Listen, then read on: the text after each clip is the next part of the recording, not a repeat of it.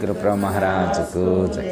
गुरुर्ब्रह्मा गुरुर्विष्णु गुरुर्देवो महेश्वरः गुरु साक्षात् परब्रह्म तस्मै श्री गुरवे नमः। జయతల సద్గురు మహారాజ్ కు జై. మొన్న మనం అక్కడ ఒక తత్వం ఖండార్థం చదువుకున్నాం.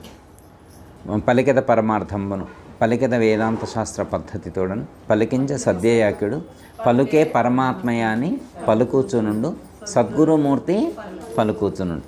పలుకానలవి కాని పరమార్థమును తెలిపి పలుకు ఎరుకకు మూల మేమియు లేదని పలుకూచునుండు సద్గురుమూర్తి పలుకూచునుండు. అంటే ఎవరు పలుకుతున్నారు?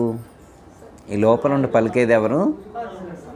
సద్గురుమూర్తి అంటే పరమాత్మ. ఈ లోపల ఉండి పలికేవా ఆయన పేరేం పేరు? పరమాత్మ. ఇప్పుడు మనం దాంట్లో చెప్పడం అయితే పలికేద పరమార్థమును. ఒక భక్తుడు ఏమంటుండంటే, హే పరమాత్మ, నేను ఎప్పుడు కూడా పలికేద పరమార్థంబును, నేను ఏ పలుకు పలికినా నా నోట్లో నుంచి వచ్చే ప్రతి పలుకు కూడా పరమార్థ సంబంధమైనటువంటిదే నేను పలుకుతా. పలికెద పరమార్థమును పలికెద వేదాంత శాస్త్ర పద్ధతితోడను, నేను పలికే ప్రతి పదానికి కూడా వేదాంత శాస్త్రాలు ఏవైతే ఉన్నాయో అవే ఎవిడెన్స్. నేను ఆ ఎవిడెన్స్ కూడా చూపిస్తా. నేను పరమార్థ సంబంధమైనటువంటి పలుకుతా. నేను పలికింది ఎక్కడుంది అని అంటే, ఒకవేళ అవసరమైతే నీకు ఎవిడెన్స్ వేదాంత శాస్త్రాల్లో నేను చూపిస్తా. పలికెద వేదాంత శాస్త్ర పద్ధతితోడను పలికించే సత్యయాకుడు అంటే మా గురుదేవులైనటువంటి శ్రీ సత్యయాకుల వారు. ఎవరి గురుదేవులు వాళ్లకు ఆ గురుదేవుడే పలికిస్తున్నాడు. పలికించే సత్యయాకుడు పలుకే పరమాత్మయాని పలుకూచునుండు. వారు ఒక మాట చెప్పారు. వారు ఏమని చెప్తున్నారంటే, పలుకే పరమాత్మ అని చెప్తున్నారు. అంటే మన నోట్లో నుంచి వచ్చేటువంటి పలుకు ఏదైతే ఉన్నదో ఆ పలుకు వెనకాతాల ఆ పలకటానికి ఆధారబద్ధంగా ఉన్నటువంటిది పరమాత్మ శక్తే, పరమాత్మ యొక్క స్వరూపమే. పలుకే పరమాత్మ అనొచ్చు పలుకూచునుండు. ఎవరు పలుకుతున్నారు? సద్గురుమూర్తి పలుకుతున్నారు. ఇది ఒక మనకి కంక్లూషన్. ఇందులో ఉండి పలికేది ఎవరు? పరమాత్మ పలుకుతున్నాడు. ఇప్పుడు పరమాత్మ పలికితే ఇప్పుడు ఆ పలికేటువంటి ఆ పదాలతో వచ్చేటువంటి ఆ ప్రభావం సద్గురుమూర్తికి ఉంటుందా మనకుంటుందా? పరమాత్మకు ఉంటుందా మనకుంటుందా? ఇప్పుడు పరమాత్మ పలికిస్తున్నాడు. పలికించేది ఎవరు? పరమాత్మ. పరమాత్మ పలికించినప్పుడు ఆ ఎఫెక్ట్ ఆయనకు ఉంటుందా మనకుంటుందా? ఇప్పుడు మనం ఒకళ్ళని తిట్టినమమ్మా, ఆ తిట్లన్నీ తిట్టడానికి కారణం ఎవరు? పరమాత్మే కదా. ఇప్పుడు మనం ఓ 10 తిట్లు తిట్టిండు ఒక ఆయన కోపం వచ్చి ఓ 10 తిట్లు తిట్టిండు. ఈ 10 తిట్లు పలకడానికి కారణం ఎవరు? పరమాత్మ అని. అంటే ప్రతి పలుకు పరమాత్మ పలికిస్తున్నాడు అని అనుకున్నప్పుడు ఈ తిట్లు కూడా పరమాత్మ పలికిస్తున్నాడు అనుకుంటే ఆ వచ్చేటువంటి ప్రభావంగా నా దోషంగానే పరమాత్మ పలికించిన పరమాత్మ ఉంటుందా మనకుంటుందా? పరమాత్మకే ఉంటుందని చెప్తాం కదా. కానీ పరమాత్మ ఎప్పుడైనా అలాంటి పలుకులు పలుకుతురా? పరమాత్మ అలాంటి పలుకులు పలకరు. పరమాత్మ అలాంటి పలుకు పలకరు. మరి పలికేది ఎవరు? ఈ మధ్యలో ఇంకెవరు పలుకుంటారు? మధ్యలో పలికింది ఎవరై ఉంటారు? ఆయనకేం పని? పరమాత్మకి మనకి మధ్యలో వచ్చి ఈ పదం పలకాల్సిన అవసరం వేరే వాళ్ళకి ఎవరుంది? ఆయన ఎందుకు పలకాల్సి వచ్చింది? ఇంకెవరన్నా వచ్చారా మధ్యలో? ఎవరు వచ్చినట్టు మనకి తెలియదు. తెలుస్తుంది ఎవరన్నా వచ్చినట్టు? ఏం తెలియట్లా. ఎవరు వచ్చినట్టు తెలియట్లా. అయితే పరమాత్మ పలుకుతున్నాడా మనం పలుకుతున్నామా అనేటువంటిది తెలియాలి. పరమాత్మకి ఏం అవసరం పలకటానికి? అర్థమైందా? పరమాత్మకి ఏమన్నా సంబంధమా పలకటానికి? పరమాత్మ పలికేవాడు కాదు, పలికించేవాడు. పరమాత్మ ఏం చేస్తాడు? పలికించేవాడు. ఆయన ఓన్లీ ఆ పలికించడానికి మాత్రమే కర్తగా ఉంటాడు తప్ప ఆ పలకటం ద్వారా నువ్వేమైతే పలుకుతున్నావో ఆ పలకటం ద్వారా వచ్చేటువంటి ఆ కష్ట నష్టాలకు కానీ లాభ నష్టాలకు కానీ సుఖ దుఃఖాలకు కానీ ఆయనకు సంబంధం లేదు. ఆ పలికే పదం ద్వారా కలిగేటువంటి ప్రభావం కానీ ఆ ప్రయోజనం కానీ ఆ ఇబ్బంది కానీ ఏదైనా ఉంటే అది పలికిన వాడికే ఉంటుంది తప్ప ఆయనకి ఎలాంటి సంబంధం లేదు. ఆయన నిర్వర్తించవలసినటువంటి కర్తవ్యం ఏదైతే ఉన్నదో అది నిర్వర్తిస్తాడు అంతవరకే తప్ప మిగతా వాటన్నిటికీ మనమే బాధ్యులం. దీంతో ఆయనకి ఎలాంటి సంబంధం లేదు. మనం పలికేవాడితో ఆయనకేం సంబంధం? ఏమైనా సంబంధం ఉంటుందా? ఒకళ్ళ ఇంట్లో టేప్ రికార్డరు ఆడియో లేకపోతే ఇప్పుడంటే మెమరీ కార్డు ఆన్ చేశారు, టీవీ పెట్టి మెమరీ కార్డు పెట్టారు. ఇప్పుడు మెమరీ కార్డు పెట్టిన తర్వాత మెమరీ కార్డులో వీడికి ఇష్టం లేనటువంటివన్నీ ఉన్నాయి. అందులో వీడికి ఇష్టం లేనివన్నీ మెమరీ కార్డులో నుంచి అవుట్పుట్ వస్తున్నాయి. అనవసరంగా ఈ కరెంట్ పాడుగాను, ఈ కరెంట్ రాబట్టే ఇవన్నీ నాకు కనపడుతున్నాయి, కరెంట్ లేకపోతే ఇవన్నీ కనపడేయాలని కరెంటుని తిట్టిండి అనుకో. ప్రాబ్లం కరెంట్లో ఉందా, మెమరీ కార్డులో ఉందా? కరెంట్ ఏం చేసింది? వాళ్ళ ఇంట్లో భక్తి టీవీ పెట్టారు, వాళ్ళ ఇంట్లో భక్తి టీవీ పెట్టారు, వాళ్ళ ఇంట్లో వేరే మెమరీ కార్డు పెడితే అన్నమయ్య పాటలు ఎన్ని వస్తున్నాయి. వాడు ఎంత హ్యాపీగా ఉన్నాడు, వాళ్ళు ఎంతో హ్యాపీగా ఉన్నారు. అదే కరెంటు ద్వారా వాళ్ళు ఆనందాన్ని పొందుతున్నారు, అదే కరెంటు ద్వారా మనకి ఇవి వస్తున్నాయి, ప్రాబ్లమ్స్గా ఉన్నాయి. ఈ ప్రాబ్లమ్స్ రావడానికి కారణం కరెంటా, మెమరీ కార్డులో ఉన్నటువంటి డేటానా? మెమరీ కార్డులో ఉండేటువంటి డేటా వల్ల ప్రాబ్లమ్స్ తప్ప కరెంటు వల్ల ప్రాబ్లం లేదు. కరెంటు పరమాత్మ లాంటి వాడు, మెమరీ కార్డులో ఉండేటువంటి డేటా మనం పలికేటువంటి పలుకులు. ఈ పలుకులు మనకు సంబంధించినవి కానీ ఆయనకు సంబంధించినవి కావు.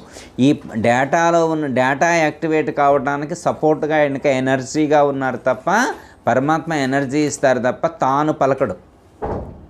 మనం పలకటానికి, ఒక పలుకు పలకటానికి ఆయన ఆధారభూతంగా ఉన్నాడు. మరి ఆయన ఎప్పుడు పలకడా?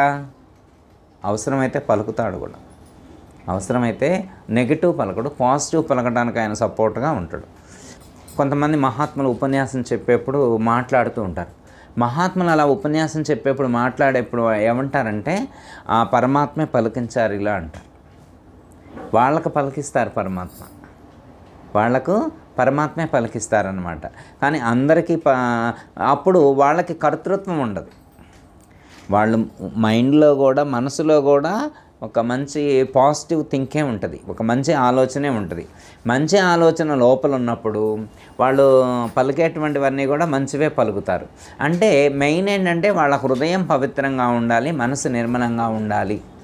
ఓకే, మరి అలాగే ఉండాలని అందరూ అనుకుంటారు కదా, అలాగే ఉండాలని చెప్పి అందరూ అనుకుంటారు కదా. మరి అనుకున్నా కానీ ఆ నిర్మలత్వం ఎందుకు కలగట్లేదు? అవన్నీ ఎలా తొలగిపోతాయి? ఆ డేటాలో ఉన్నటువంటి, ఆ మెమరీ కార్డులో ఉన్నటువంటి డేటా ఎలా క్లియర్ అవుతుందని చెప్పి మనకు వస్తుంది.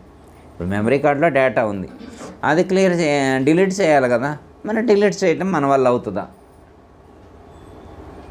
డిలీట్ చేయటం మన వల్ల అవుతుందా అంటే కొంతవరకు డిలీట్ చేసుకునే ఛాన్స్ మనకు.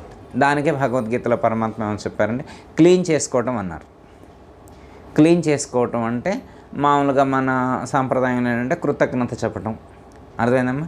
మనం ఎక్కడెక్కడైతే మిస్టేక్స్ చేసినామో ఆ మిస్టేక్స్ నుంచి మనల్ని పొరపాటు చేశాను, నన్ను రక్షించు తండ్రి, ఈసారి అలాంటి పొరపాటు చేయనని క్షమాపణ వేడుకోవటం. క్షమాపణ వేడుకోవటం వల్ల కొంత ఉపశాంతి కలుగుతుంది. ప్రతి సందర్భంలో కూడా పరమాత్మ నీ శక్తితో నేను చూడగలుగుతున్నా, నీ శక్తితోటి వినగలుగుతున్నా, నీ శక్తితోటి నడవగలుగుతున్నానంటే ఇలా వేడుకోవడం. ప్రతి సందర్భంలో కూడా పరమాత్మ శక్తితోనే నేను నడవగలుగుతున్నాను అనేటువంటి ఆలోచనతో నడవాలి. ఒకటి ప్రాయశ్చిత్త ప్రార్థన చెప్పుకున్నప్పుడు తెలిసి కానీ తెలియక కానీ ఈ జన్మలో కానీ గత జన్మలో కానీ ఎక్కడైనా ఎప్పుడైనా ఎవరినైనా కానీ నేను బాధించి ఉంటే నాకు తెలియక జరిగింది, అది నన్ను క్షమించు తండ్రి, ఈ క్షణం నుండి అలాంటి పొరపాటు జరగకుండా ఉండే విధంగా నేను ప్రయత్నం చేస్తాను అని వేడుకోవాలి. ప్రాయశ్చిత్తం కావాలంటే నేను చేసిన దానికి ఏమైనా ఉంటే చెప్పండి, ప్రాయశ్చిత్తం చేసుకుంటా అని చెప్పి మనం చెప్పాలి. చెప్పి ప్రాయశ్చిత్తం చెప్పి మనం అది అలా చేసేటువంటి ప్రయత్నం చేయాలి. నిరంతరం అదే స్మరణ చేస్తూ ప్రాయశ్చిత్తం చెప్పుకుంటే ఖచ్చితంగా మార్పు అనేటువంటిది ఉంటుంది. ఇప్పుడు డేటా డిలీట్ ఎలా అవుతుంది అంటే జ్ఞానం ద్వారా డేటా డిలీట్ చేసుకోవచ్చు అనేటువంటిది భగవద్గీతలో శ్రీకృష్ణ పరమాత్మ చెప్పినటువంటి సూత్రం. జ్ఞానాగ్ని సర్వకర్మాణి, అర్థమైందమ్మా? భస్మసాత్ కురుతేర్చిన, జ్ఞానాగ్ని సర్వకర్మాణి భస్మసాత్ కురుతేర్చిన. జ్ఞానం అనేటువంటి అగ్ని ద్వారా సమస్త కర్మలు కూడా భస్మీభూతమవుతాయి.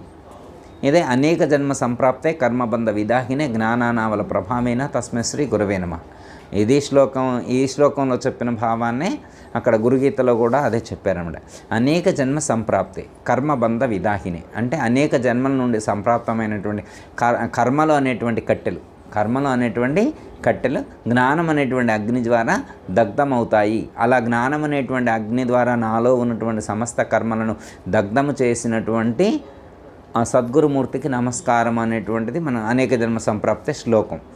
అయితే భగవద్గీతలో కూడా అదే చెప్పారు. జ్ఞానం అనేటువంటి అగ్ని ద్వారా సమస్త కర్మలు భస్మీభూతం చేసుకోవాలని అక్కడ అదే చెప్పారు. కానీ ఇప్పుడు మనకి కర్మలు ఇంకా అనుభవిస్తూనే ఉన్నాం కదా.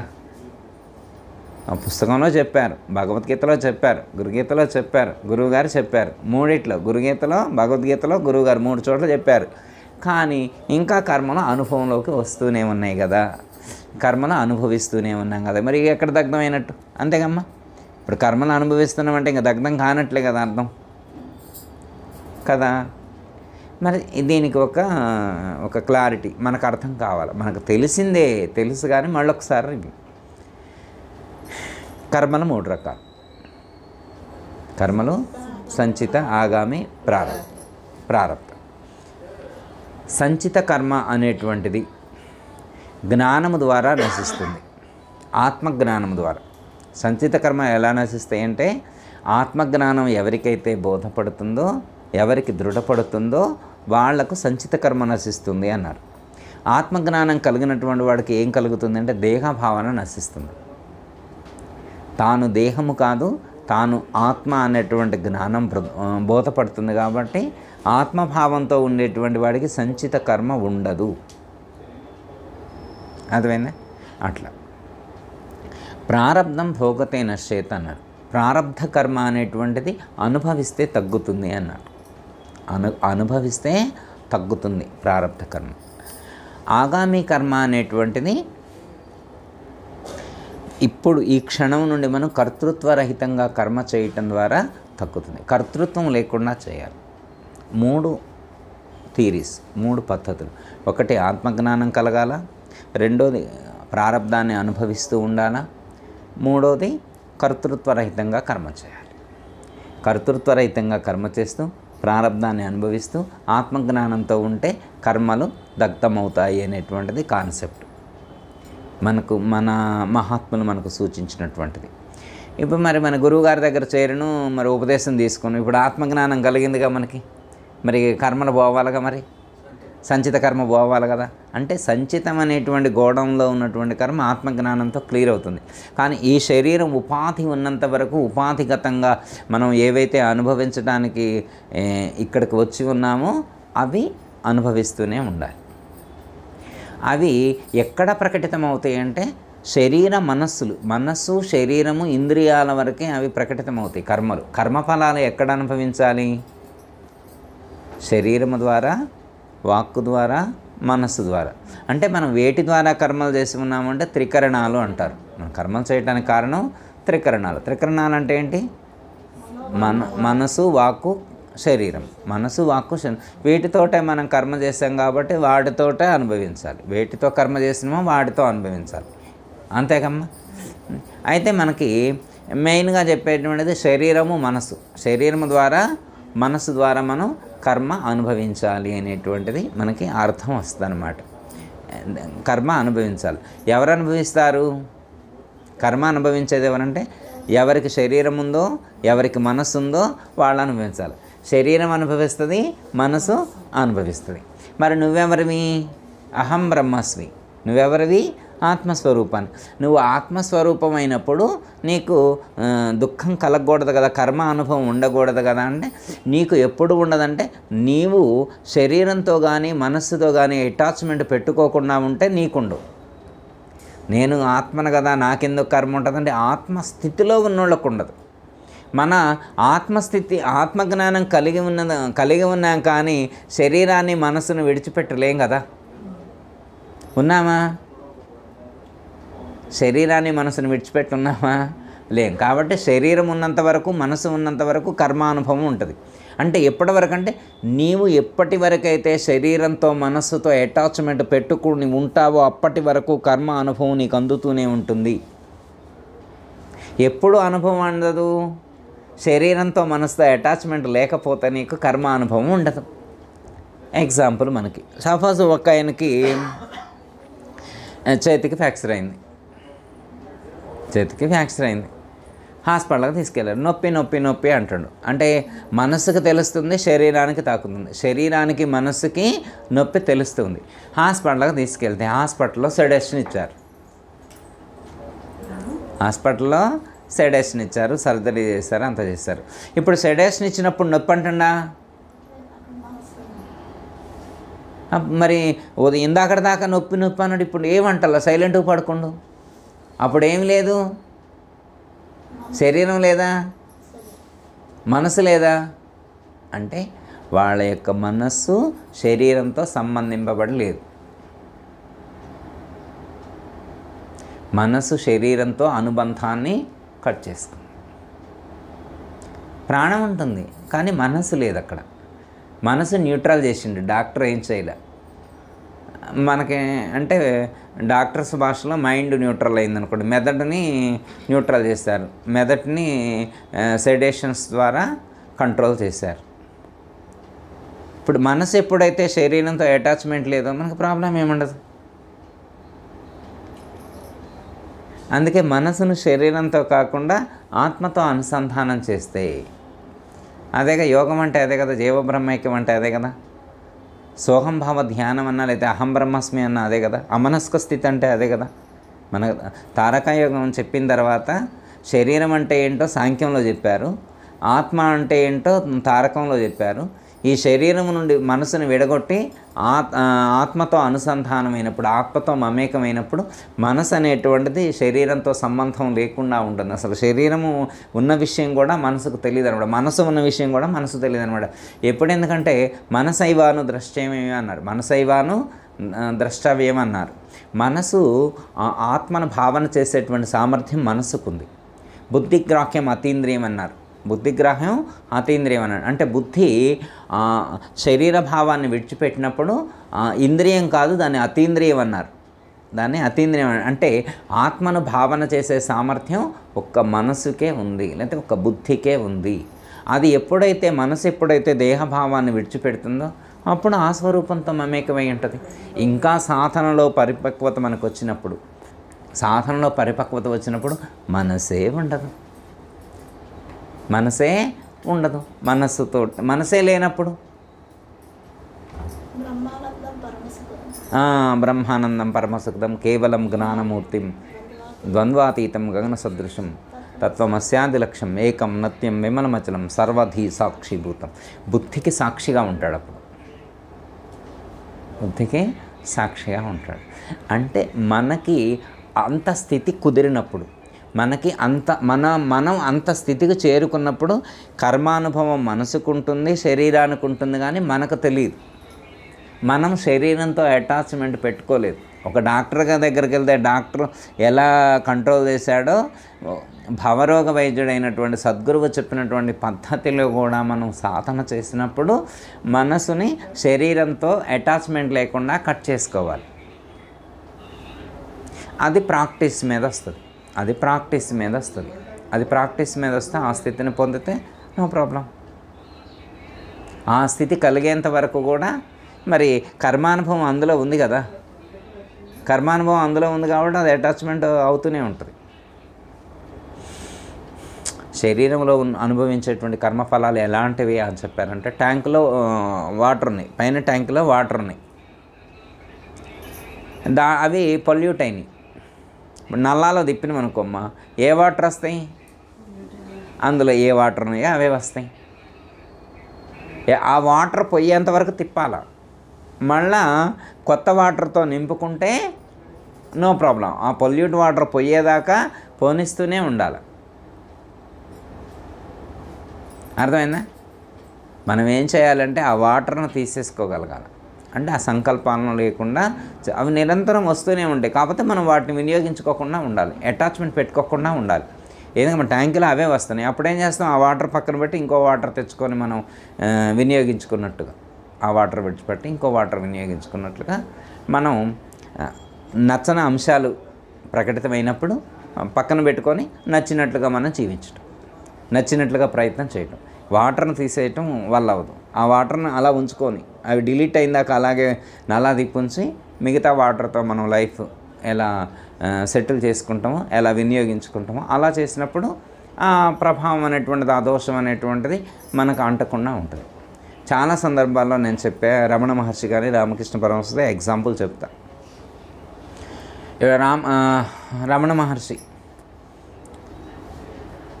మహర్షి లేకపోతే సిద్ధేశ్వరానంద భారతి స్వామి ఇంకెవరో చెప్తారు కదా, ఒక సిద్ధపురుషుడు వెళుతూ ఉంటే అక్కడ ఒక రాజుగారు ఇతను చెయ్యి కట్ చేస్తారు.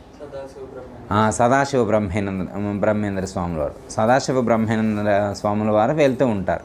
సదాశివ బ్రహ్మేంద్ర స్వాముల వారు వెళ్తూ ఉంటే ఆ రాజుగారు చూస్తారు. చూసిన తర్వాత మా ఏకాంత సమయంలో వీడు రావటం ఏంటని చెప్పి బటన్ పంపించి అతను చెయ్యి నరకమంటాడు. వెళ్తుంటే ఆయన చెయ్యి నరుకుతారు. ఆయనకు డ్రెస్ ఉండదు, అవధూత అయితే వెళ్తూ ఉంటే ఆయన చెయ్యి నరుకుతారు. నరికితే ఆయనకు తెలియదు అనమాట, స్పృహ లేదు, ఆయనకి చెయ్యి కట్టయిన స్పృహ కూడా లేదనమాట. ఆయన వెళ్తూ ఉంటాడు, ఎవరో చెప్తారు అయ్యో మీ చెయ్యి అక్కడ పడింది అన్నాడు. ఓ చెయ్యి పడింది అని చెప్పి ఎన్నికెళ్ళి మళ్ళీ చెయ్యి పెట్టుకొని వెళ్తాడు. యాజ్ సెట్ అయిపోయింది. మనకు అలా సాధ్యం అవుద్దా? ఆయనకి శరీర స్పృహే లేదు. మనకేంటంటే ఇప్పుడు కాలు కట్ అయింది అనుకో, కాలు కట్ అయిన వాళ్ళ కాళ్ళు తీసినా కానీ సూక్ష్మ శరీరం కొన్ని రోజుల వరకు ఫామ్ అయ్యే ఉంటుంది. ఆరా, సూక్ష్మ శరీరం ఆరా ఉంటుంది అనమాట. మనకి అంటాడు అనమాట, నాకు ఉన్నట్టే తెలుస్తుంది కొన్ని రోజుల వరకు వాడికి ఉన్నట్టే తెలుస్తుంది.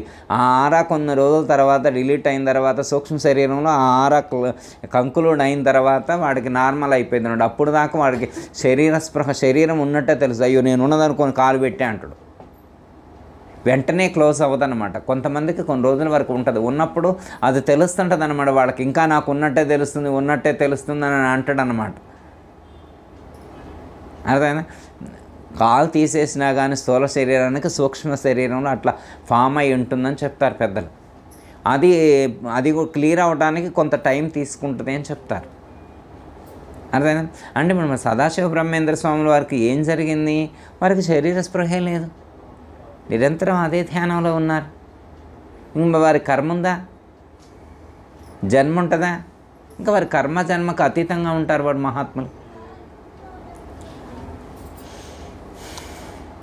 నేను అంటే కొంతమంది సిద్ధయోగులు సాధన చేసేప్పుడు వాళ్ళంతా వాళ్ళే వేళ్ళు కట్ చేసుకొని అతికించుకున్నట్లుగా చెప్తే విన్నా. నేను డైరెక్ట్ చూడలేదు కానీ వాళ్ళ సాధనలోనే అది నేర్పిస్తారనమాట. వాళ్ళకి వేళ్ళు కానీ సిద్ధయోగం సిద్ధ వైద్యం అంటారు. ఇప్పుడు అంతా సిద్ధ వైద్యం చేసేటువంటి సిద్ధ వైద్యులు ఇప్పుడు లేలే కానీ సిద్ధ వైద్యులకి అవి నేర్పిస్తారంట. అంటే పంచభూతాల మీద కమాండ్ వచ్చేట్టు నేర్పిస్తారు. అప్పుడు వాళ్ళు వేళ్ళు కట్ చేసుకుని మళ్ళీ అతికించుకున్న తర్వాతనే ట్రీట్మెంట్ చేయడానికి సమాజంలోకి పంపిస్తారు. వాళ్ళు ఎంతో సాధన చేసి ఉంటారనమాట. అలాంటి వాళ్ళు చేయగలుగుతారు వైద్యాలు. వాళ్ళు ఒక్క మూలికతోటి రోగం తగ్గించగలగటం, వాళ్ళు సంకల్పం మాత్రం చేతనే మనకున్నటువంటి ప్రాబ్లమ్స్ క్లియర్ చేయటం వాళ్ళ అయితే అవ్వచ్చు. వాళ్ళ జ్ఞానం అది, వాళ్ళ సాధన విధానం అది. అర్థమైందా? ఏంటంటే మనసును శరీరంతో అంటకుండా చేయటం రావాలి మనకి. అర్థమైందండి? ఇప్పుడు మనసు శరీరంతో అటాచ్మెంట్ అవటం వల్లే కదా మనకి దుఃఖం.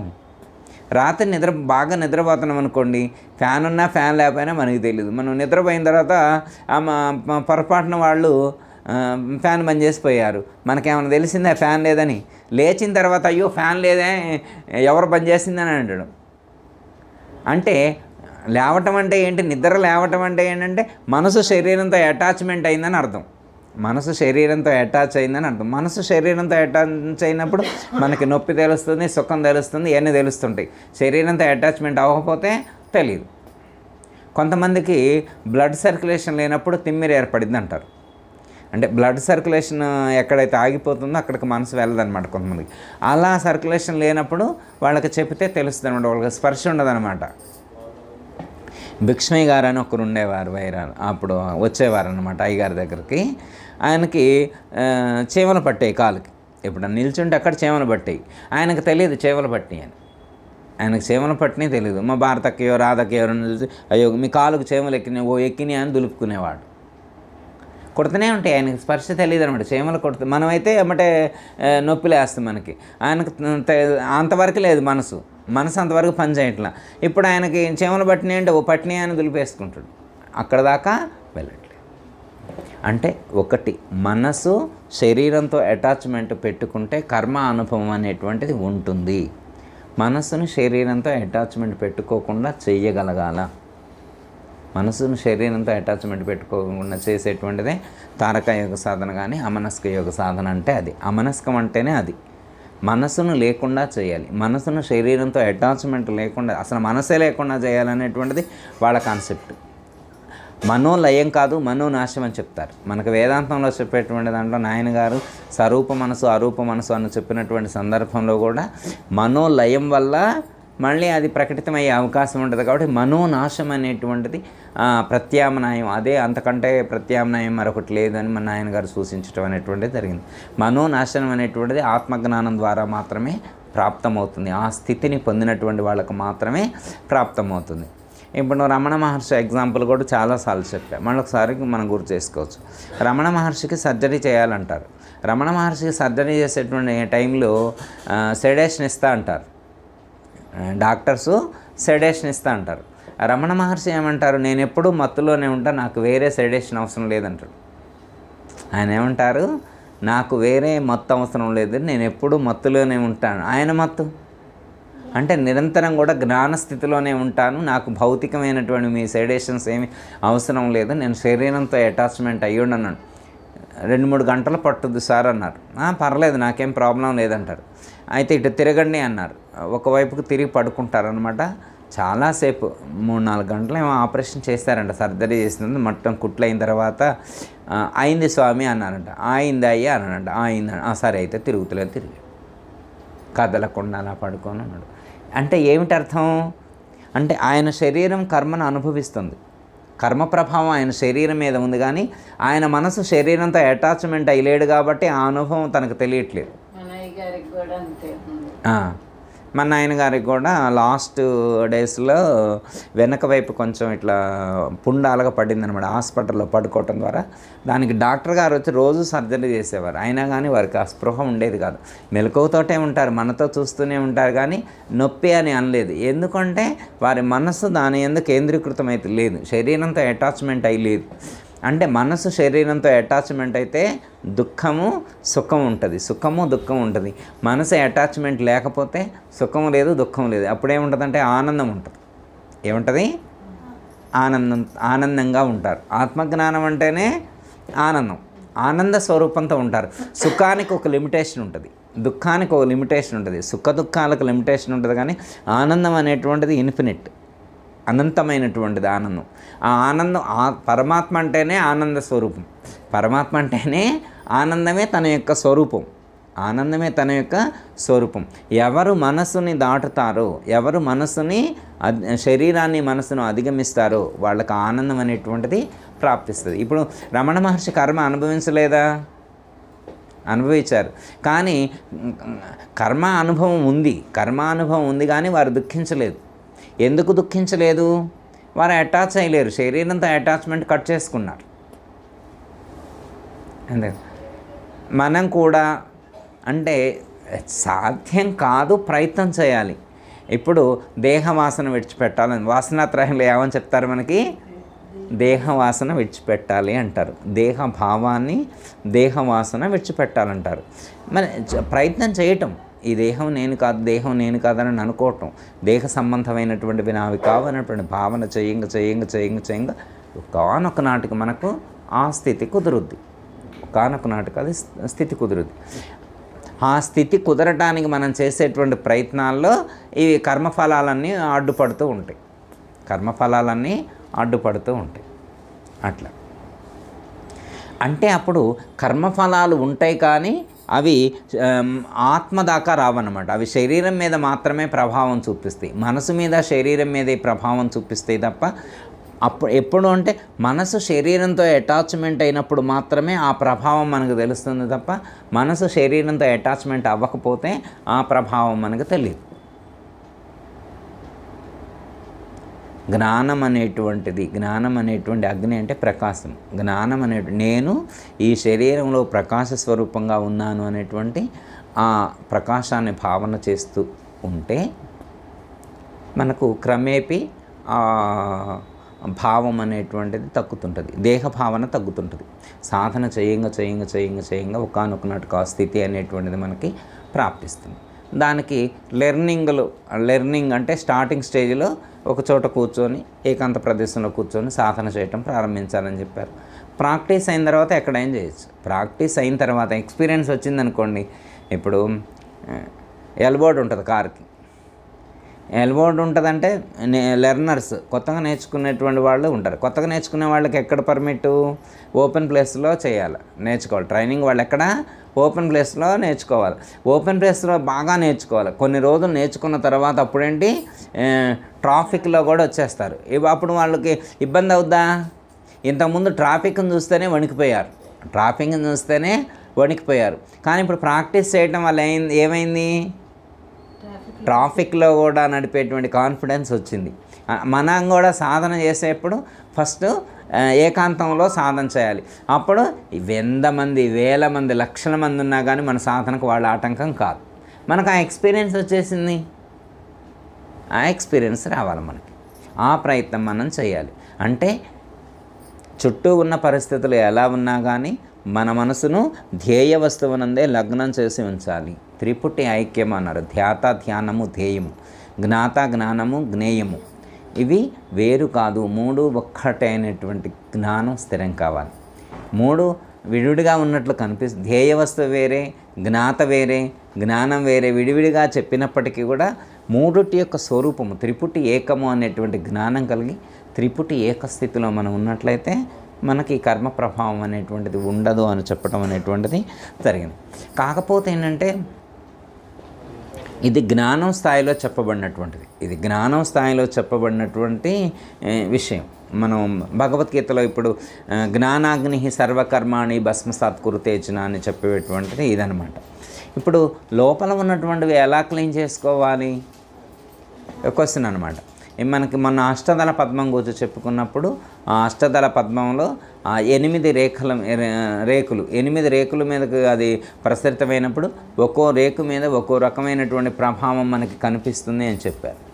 ఒక్కో రకమైనటువంటి ప్రభావం ఒక్కో దళం మీదకు వెళ్ళినప్పుడు వస్తుంది అంటే అది దళం మీద వెళ్ళటానికి కారణం ఎవరు?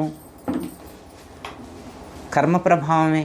మనం ఆ కర్మ అనుభవించాల్సి ఉంటేనే ఆ దళం మీదకు వెళ్తుంది మనసు, లేకపోతే హంస. అర్థమైందమ్మా? మనం కర్మ అనుభవించాలని లేకపోతే ఆ దళం వైపు వెళ్ళదు, అటువైపు మనసు అట్రాక్ట్ అవ్వదు. అర్థమైందమ్మా? ఇప్పుడు సపోజు అదే మనకి ఇదే విషయాన్ని మనకి రుణానుబంధ రూపేణ పశుపత్ని సూతాలయ అని చెప్పారు. మనం ఎక్కడెక్కడైతే ఏవేవైతే అనుభవించాలో అవన్నీ కూడా లోపల అష్టదళ పద్మంలో ఫీడ్ అయ్యే ఉంటాయి. అవి మనకి డిస్ప్లే చేస్తాయి అన్నమాట. అవి మనం అనుభవించడానికి అటువైపు అట్రాక్ట్ చేస్తాయి.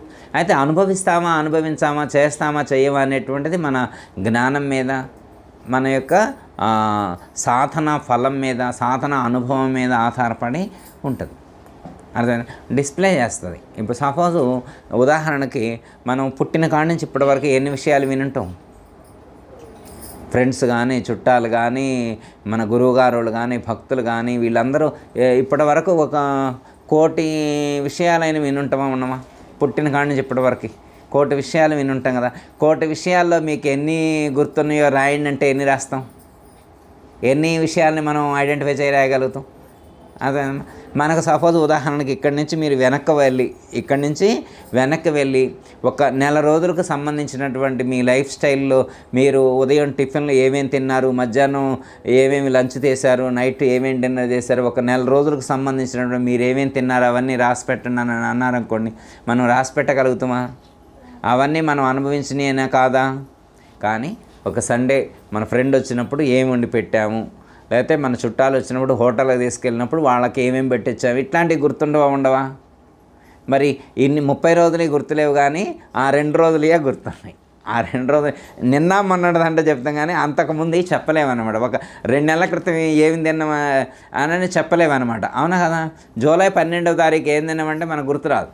జూలై 12వ తారీఖు మధ్యాహ్నం పూట ఉదయ్ గారు ఏం కూర చేసి పెట్టారని అమరేశ్వరరావు గారిని అడిగితే ఏం చెప్తారు?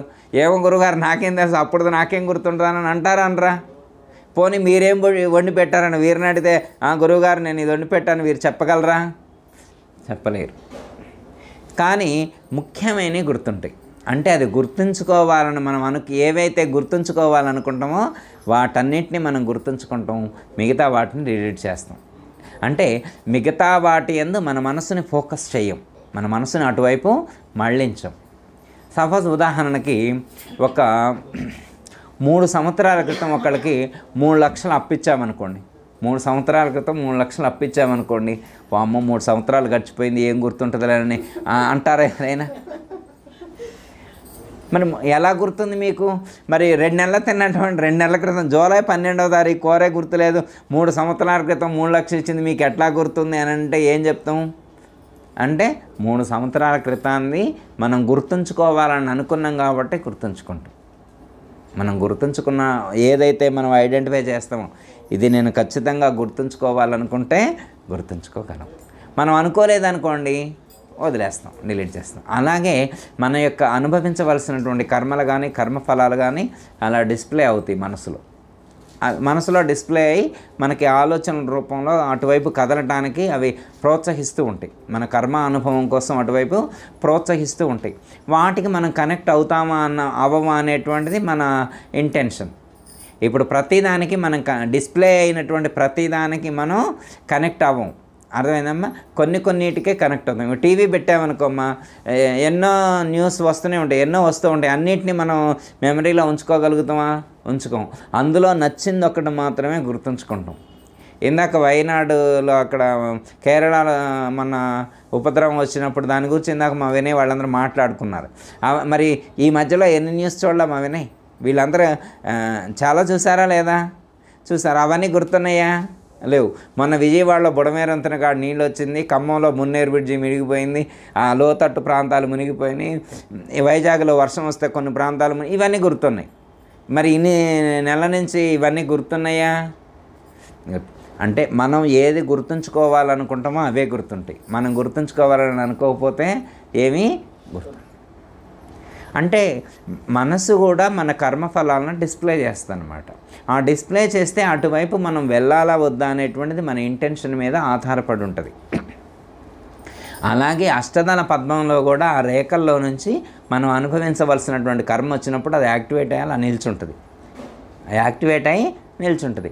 మనం అటువైపు అట్రాక్ట్ అయ్యామనుకోండి, అంటే మనసు శరీరంతో అటాచ్మెంట్ ఎక్కువ పెట్టుకున్నప్పుడు అటువైపు అట్రాక్ట్ అవుతుంది అనమాట.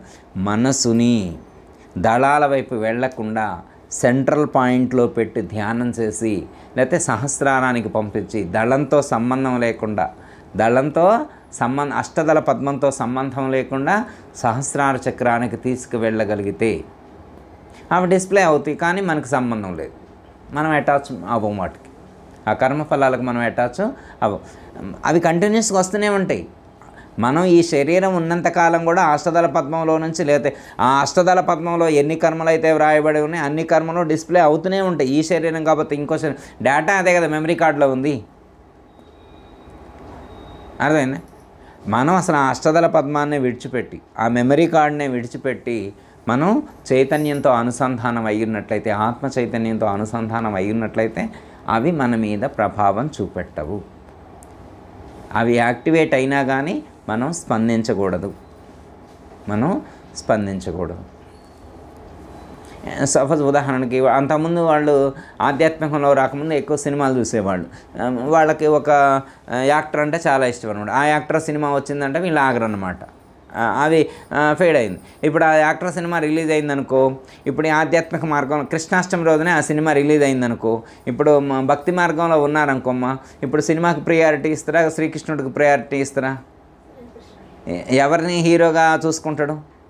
కృష్ణుడినే హీరోగా చూసుకుంటాడు. ఇప్పుడు ఆధ్యాత్మికంలో వచ్చిన ఇప్పుడు అటు వెళ్ళడు. అంటే అంతకుముందు వాసనలన్నీ ఉంటాయి.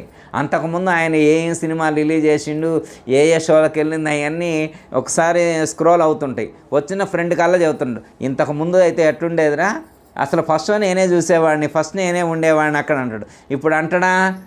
వెళ్ళాలని ఉండదు. ఒకవేళ అనిపించినా కానీ బలంగా ఇవాళ నేను వెళ్ళను, ఇవాళ నాకు కృష్ణుడే కావాలి అని చెప్పి అక్కడ కూర్చుంటాడు. అంటే లోపల వాసన యాక్టివేట్ అయినా కానీ ఇతని మనసు బలంగా ఇటువైపు ఉంది కాబట్టి ఇటువైపే అడుగులు వేస్తాడు. అంటే మనస్సు బలహీనంగా ఉందా బలంగా ఉందా అనేటువంటిది మనం చేసే సాధన మీద ఆధారపడి ఉంటుంది. మనస్సుని స్ట్రెంగ్తెన్ చేసుకోవాలి, బుద్ధి బలాన్ని పెంచుకోవాలి. బుద్ధి బలాన్ని పెంచుకోవాలి. బుద్ధి బలం ఎలా పెరుగుతుంది? జ్ఞానం ద్వారా పెరుగుతుంది, నిరంతర స్మరణ ద్వారా. తేషాం సతతయుక్తానాం భజతాం ప్రీతిపూర్వకం దదామి బుద్ధియోగం తం ఏన మాముపయాంతితే. తేషాం సతతయుక్తానాం ఎల్లప్పుడూ భజతాం ప్రీతిపూర్వకం ఇష్టంతో భగవంతుని వేడుకోవాలి, ఇష్టంతో ఆ దైవాన్ని వేడుకోవాలి. ప్రీతిపూర్వకంగా సేవించినప్పుడు, భజించినప్పుడు బుద్ధి ఆయనే ఇస్తాడు. ఆటోమేటిక్గా బుద్ధి శుద్ధి అవుతుంది. బుద్ధి శుద్ధి కావడానికి మార్గం ఏంటంటే నిరంతర స్మరణ, నిరంతరం ధ్యానం. మన ధ్యాస అక్కడ పెట్టి ఉంచాలి. ధ్యాయతో విషయాన్ పుంసః సంగస్తేషుపజాయతే భగవద్గీతలో చెప్తారు కదా. మన ధ్యాస ఎక్కడుంటే అటువైపే అట్రాక్ట్ అవుతుంటాం. మన దృష్టి, మన చెవి ఎక్కడెక్కడైతే అట్రాక్ట్, ఏవి నిరంతరం వింటూ ఉంటారో అటువైపే వెళ్తాము, ఏది నిరంతరం చూస్తూ ఉంటామో అటువైపే వెళ్తాము. అందుకే విషయాలకు చాలా దూరంగా ఉండాలి, చాలా అవేర్నెస్తో విషయాలను రిసీవ్ చేసుకోవాలి అని చెప్తారు. నిరంతరం ఒక రూపాన్ని చూస్తూ ఉన్నామనుకోండి, అది కావాలనిపిస్తుంది. ఫస్ట్ చూస్తారు అంతే, చూసిన తర్వాత కొన్ని రోజులు అదే పనిగా చూసిన తర్వాత ఎక్కువసార్లు చూసినాకో అబ్బాయి ఇట్లాంటిది నాకు కూడా ఉంటే బాగుంటుంది నాకు కూడా ఉంటే బాగుంటుంది. దానికోసం ప్రయత్నం అనుకుంటే పర్వాలేదు, కానీ దానికోసం ఎంత టైం వేస్ట్. చిన్న ఆలోచన నిదానం వెళ్తూ రోజు వెళ్తూ ఉంటే అక్కడ ఒక మంచి బిల్డింగ్ కనపడ్డది. ఆయన రోజు ఆ బిల్డింగ్నే చూస్తుండు, ఆ బిల్డింగ్నే చూస్తుండు. ఒక్కరోజు ఆ బిల్డింగ్లో ఉన్నాయని ఆ బిల్డింగ్ కాడికి ఆయన వెళ్ళాల్సినటువంటి సిచ్యువేషన్ క్రియేట్ అయింది.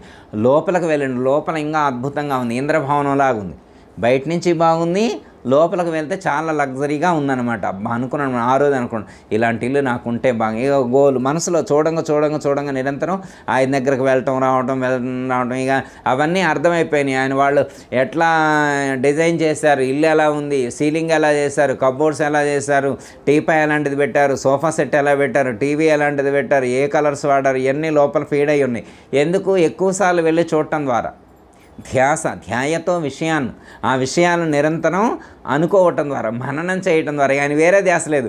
వెళ్ళేప్పుడు ఆ ఇల్లు దాటంలోనే ఫ్రెండ్ వచ్చిందనుకో, ఆ రూట్లో వెళ్తున్నాను అనుకో, ఫ్రెండ్ ఇల్లు చూసిన ఎలా ఉందో, ఎంత బాగుంటుందో, లోపలికి వెళ్ళని చెబుతారు. తర్వాత భార్య వస్తుంది, భార్యతో అంతే చెబుతారు. అర్థమైందా? వాళ్ళ అమ్మ వచ్చింది, వాళ్ళ అమ్మతో కూతురు అదే చెప్తారు, కొడుకు అదే చెప్తారు.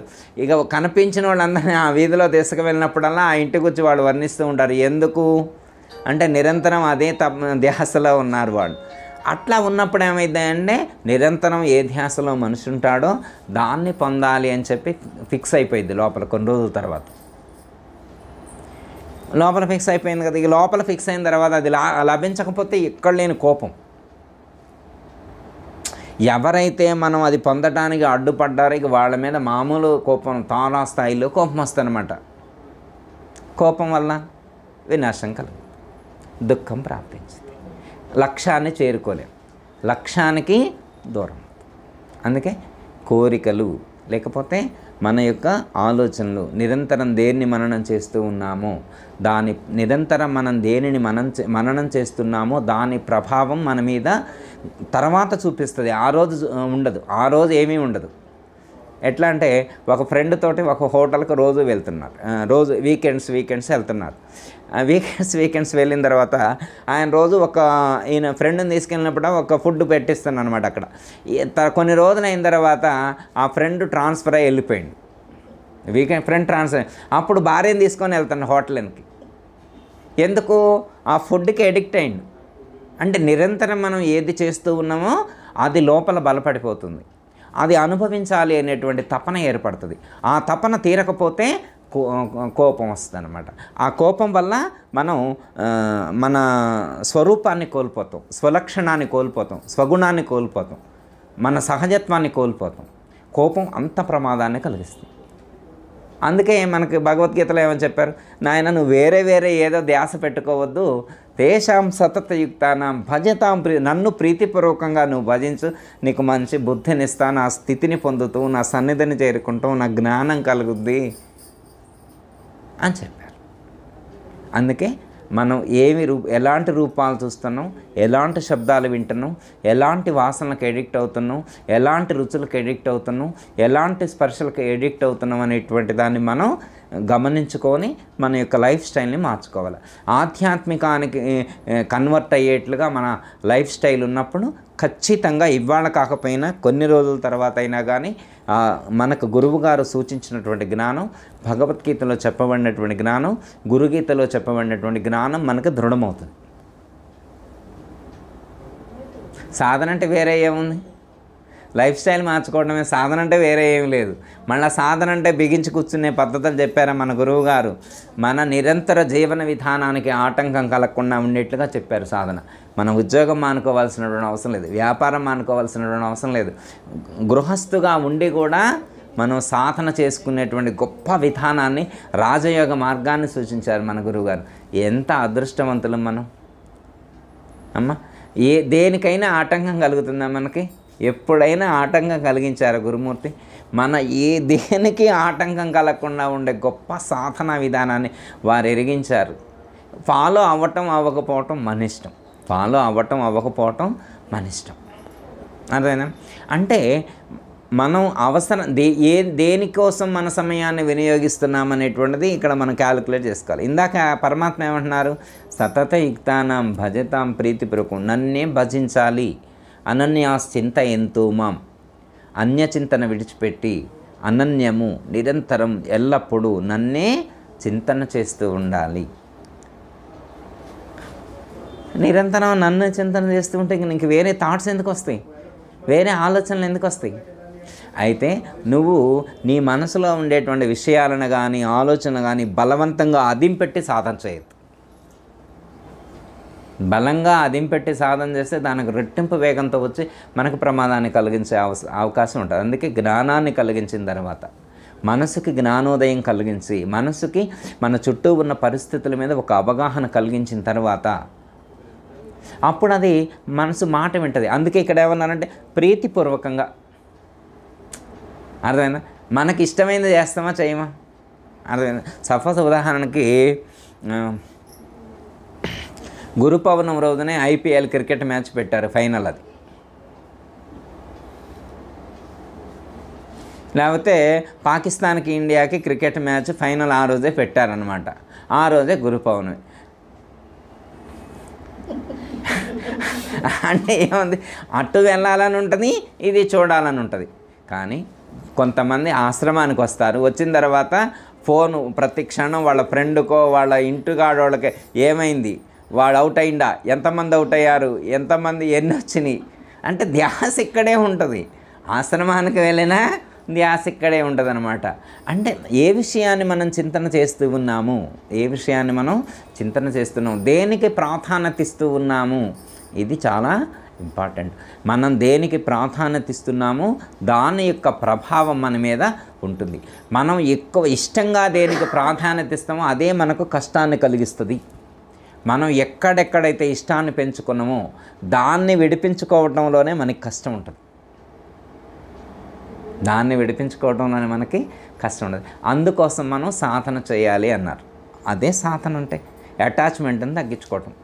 ఇప్పుడు పచ్చి చింతకాయ ఉందనుకోమ్మా, పచ్చి చింతకాయ ఉంటే మనం కట్ చేస్తే పొట్టు గుజ్జు మొత్తం కలిసే ఉంటుంది, అసలు వేరుగా మనకి కనిపించదు, వేరుగా మనకి కనిపించదు.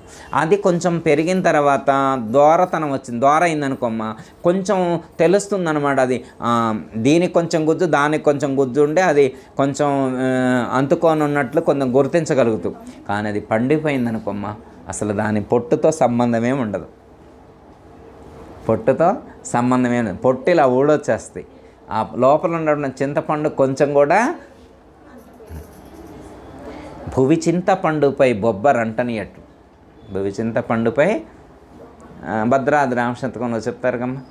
అంటే ఆ పైన ఉన్నటువంటి అదేదైతే ఉంటుందో ఆ పొట్టు లోపల ఉన్నటువంటి గుజ్జుకు అంటుకోకుండా ఎలా ఉంటుందో మనం ఈ ప్రకృతితో అటాచ్మెంట్ పెట్టుకోకుండా అలా ఉండగలగాలి. అది మనకు చెప్పినట్టు. నాలుక మీద నెయ్యి అంటనట్టు, నాలుక మీద నెయ్యి అంటున్నట్లు ఈ ప్రపంచంలో గిన్నెలో నెయ్యి వేస్తే ఎంత జిడ్డంటితే, చేతికి జిడ్డంటితే కడుక్కోవడం ఎంత ఇష్టం. ఇప్పుడు మనం నాలుక మీద ఎన్ని రకాల జిడ్లు వేసినాం, ఎన్ని రకాలు స్వీట్లు, నెయ్యి, నూనె, ఎన్ని రకరకాలు అన్నీ వేస్తాం, లోపల వేస్తాం. అర్థమైందమ్మా. చెయ్యి కడుక్కోవడానికి తర్వాత చాలా ఇబ్బంది అవుతుంది, కానీ నోరు కడుక్కోవడానికి నాలుక ఏమైనా అంటుందా, నోట్లో ఏమైనా అంటున్నట్టు తెలుస్తుందా? నోరు ఎప్పుడు అంత కడుక్కోవాల్సిన అవసరం లేదు. జిడ్డు కోసం కడుక్కోవాల్సినటువంటి అవసరం లేకుండా ఎట్లా ఉంటుంది అట్లా మనం అంటే జిడ్డు పదార్థాలు నాలుకని ఎలా అంటకుండా ఉన్నాయో మనం కూడా ఈ ప్రకృతిని అంటకుండా అలా ఉండగలగాలి. ఆజ్యంబు జివ్వకు అంటనట్లు, ఆజ్యంబు జివ్వకు అంటనట్లు, నెయ్యి నాలుకకు అంటనట్లుగా మనం జీవించగల లైఫ్ స్టైల్ ప్లాన్ చేసుకోవాలి. అంటే ఇది అర్థం కావడం కోసమే మృత్యుంజయ మహామంత్రంలో కూడా అదే చెప్తారనమాట. అంతే కదా. త్ర్యంబకం యజామహే సుగంధిం పుష్టివర్ధనం ఉర్వారకం ఇవంతనాత్ మృత్యోర ముక్షయ మామృతాత్. యాగం అయిపోయిన తర్వాత 108 రోజులు యాగం చేస్తారు. 108 రోజులు మృత్యుంజయ మహాయాగం చేసిన తర్వాత ఈ 108 రోజులు ఈ మంత్రంతో హోమం చేస్తారు. 108 రోజులు అయిన తర్వాత అంటే ఫస్ట్ రోజు స్టార్టింగ్లో దోస విత్తనం నాటుతారు.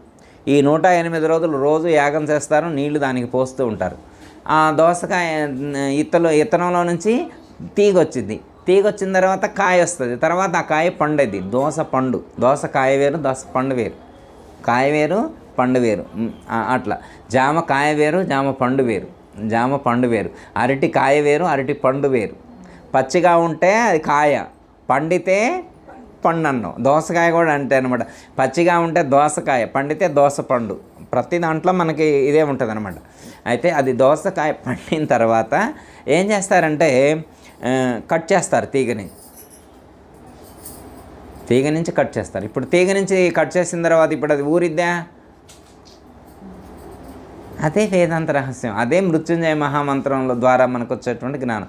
తీగ నుంచి వేరైనప్పుడు తీగ నుంచి ఎనర్జీ రావట్లేదు దానికి, ఇంకా అది పెరగదు, అది ఇంకా దోసకాయ పెరగదు. ఇవాళ కట్ చేసినప్పుడు అది సపోజ్ 3 రోజుల క్రితం చూస్తే అది వెయిట్ చూసి నువ్వు తీగ కొంచెం వెయిట్ చూస్తే కేజీ ఉంది, 3 రోజుల క్రితం చూస్తే కేజీ ఉంది, 3 రోజుల తర్వాత చూస్తే కేజీ 1100 గ్రాములు ఉంది. 3 రోజుల్లోనే 1100 గ్రాములు పెరిగింది. ఇప్పుడు కట్ చేసి పూజా మందిరం కాడ పెట్టినావు. మళ్ళీ 3 రోజులు అయిన తర్వాత మరో క్యాలిక్యులేట్ చేసినావు. మరి మొన్న 3 రోజులకు 100 గ్రాములు పెరిగిందిగా, మళ్ళీ పెరిగిద్దామని చూసినావు. ఇప్పుడు పెరుగుద్దా? ఎందుకు పెరగలేదు? ఇప్పుడు 3 రోజుల క్రితం ఎందుకు పెరిగింది, ఇప్పుడు ఎందుకు పెరగలేదంటే తీగతో కలిసి ఉన్నప్పుడు ఆ భూమిలో ఉన్నటువంటి సారం దానికి స్ప్రెడ్ అయింది, తీగ ద్వారా స్ప్రెడ్ అయింది, అది పెరిగింది. ఇప్పుడు ఆ యాగం చేసేటువంటి మహాత్ముడు ఏం చేసిండు? కట్ చేస్తే అది పెరగట్లేదు, అంటే ఇప్పుడు ఈ అసలు దోసకాయ ఇత్తనం పెట్టడం ఏంటి, అది పండు పట్టడం ఏంటి, దాన్ని కట్ చేయటం ఏంటి, అసలు ఈ మృత్యుంజయ యాగం ఏంటి, దోసకాయ ఏంటి? ఉర్వారకం అంటే దోసకాయ, ఉర్వారకం అంటే మళ్ళీ అది ఏదో అనుకుంటారు తెలియని వాళ్ళు. ఉర్వారకం అంటే దోసకాయ అన్నమాట. అంటే ఏమిటి అర్థం అంటే తీగ నుంచి కట్ చేస్తే దోసకాయ పెరగలేదు. మనకి కూడా ఈ శరీరం కానీ ఈ కర్మ, ఈ సుఖాలు దుఃఖాలు ఎక్కడి నుంచి వస్తున్నాయి? ఏ తీగ నుంచి వస్తున్నాయి అంటే ప్రపంచం అనేటువంటి తీగ నుంచి మనకు వస్తున్నాయి. ఇప్పుడు మనకి అది ఆ ప్రాబ్లం లేకుండా ఉండాలంటే ఏం చేయాలంటే ప్రపంచంతో కట్ చేసుకోవాలి. ప్రపంచంతో కట్ చేసుకుంటే మరి మృత్యువు లేకుండా ఎలా పోతుంది? మృత్యుంజయ యాగం కదా, ప్రపంచంతో కట్ చేసుకుంటే మృత్యువు లేకుండా ఎలా పోతుంది అంటే మృతస్వరూపమైనటువంటిది శరీరమే అనేటువంటి జ్ఞానం కలుగుతుంది. కట్ చేసుకుంది శరీరం కాదు, శరీర భావాన్ని. నేను దేహము కాదు అనేటువంటి కట్ చేసుకోవడం. నేను దేహము కాదు, ఈ దేహం ద్వారా ఇప్పటివరకు ప్రకృతిలో నుంచి స్ప్రెడ్ అవుతున్నది కదా, దేహంతో అటాచ్మెంట్ కట్ చేసుకుంటే ఇంకా ఆత్మకు మరణం లేదు. అసంగ శస్త్రేణ దృఢైన చిత్వాన్ని భగవద్గీతలో శ్రీకృష్ణ పరమాత్మ చెప్పినట్లుగా మనం అటాచ్మెంట్ దేహభావాన్ని విడిచిపెట్టినప్పుడు మృత్యు అనేటువంటిది ఉండదు. ఎందుకు ఉండదు మృత్యు? దేహభావాన్ని విడిచిపెట్టిన వాళ్ళకి మరణం రాదా?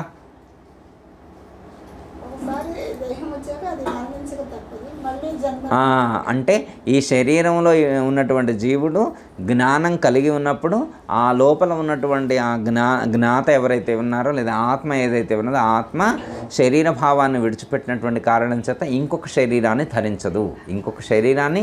ధరించదు. ఎందుకంటే అటాచ్మెంట్ కట్ చేసుకున్నాడు కాబట్టి. ఈ కర్మలతోటి, ఈ శరీరాలతోటి, ఈ బంధాలతోటి, ఈ సంసారంతో ఉన్నటువంటి వీటన్నిటినీ కూడా ఇవన్నీ కూడా శరీరంతో ముడిపడి ఉన్నాయి. ఎప్పుడైతే శరీరాన్ని కట్ చేసుకుంటారో ఇంకప్పుడు ఈ ప్రకృతి ద్వారా మనకు రావాల్సినటువంటి ప్రాబ్లమ్స్ కానీ, కర్మలు కానీ, అనుభవాలు కానీ రావు. నాన్ అటాచ్మెంట్, దాన్నే అసంగ శస్త్రేణ దృఢైన చిత్వాన్ని భగవద్గీతలో పరమాత్మ చెప్పారు. ఆ పద్ధతిగా మనం దృఢత్వంగా ఉండేటువంటి ప్రయత్నం చేయొచ్చు. ఓకే, జయతల సద్గురు ప్రభు మహారాజుకు.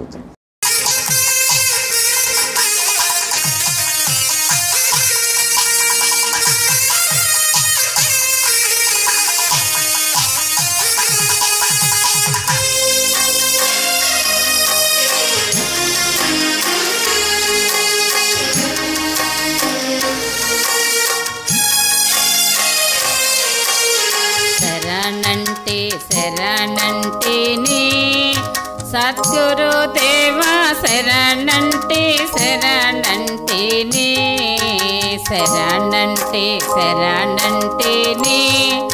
సద్గురు దేవా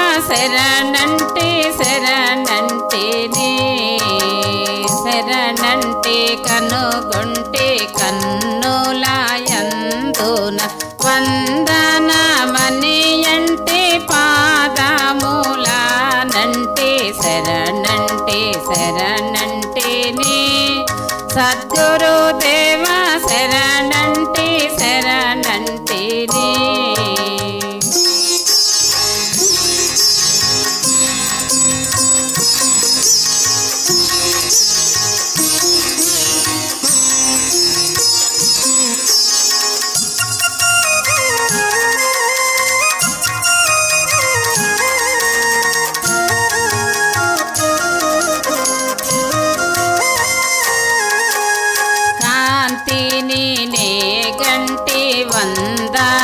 వందనమనియంటి పాదములానంటి సోహమనియంటి దాసుని నేనంటి దాపూజేరితినంటి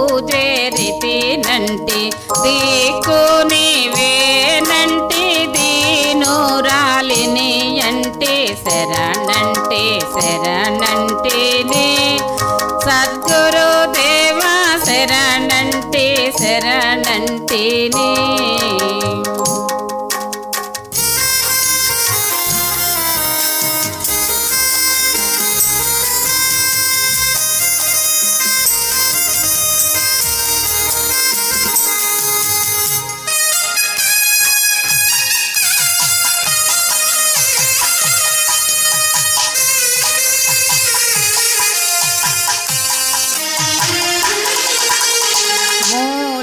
మూలేదంటే గురుతో విడితేనంటే గురుని పాదములాన శరణంటే సీతమ్మ శరణంటే సత్యాయాఖ్యుల చేరి శరణంటేనే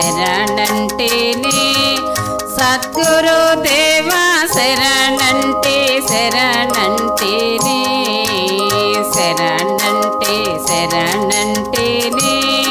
సద్గురు దేవా శరణంటేనే.